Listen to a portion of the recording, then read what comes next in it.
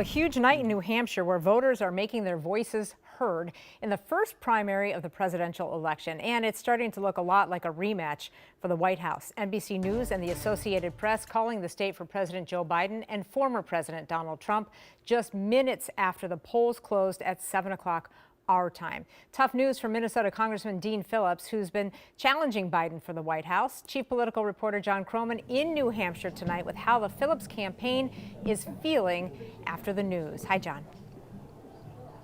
Hey, Rena, you know, Dean Phillips has always said he was hoping to get at least 20% here in the face of a strong write-in campaign from Biden supporters.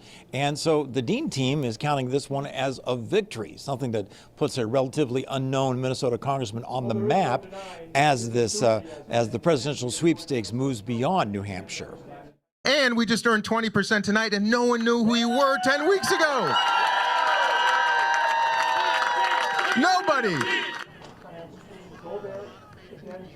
Now, Phillips has said that this campaign is all about sending a wake-up call to the Democratic Party that they'll need a stronger candidate than President Biden if they hope to block former President Donald Trump from going back to the White House. The reason President Biden wasn't on the ballot here is because the Democratic National Committee opted to make South Carolina its first primary, and that's where Dean Phillips will be headed tomorrow.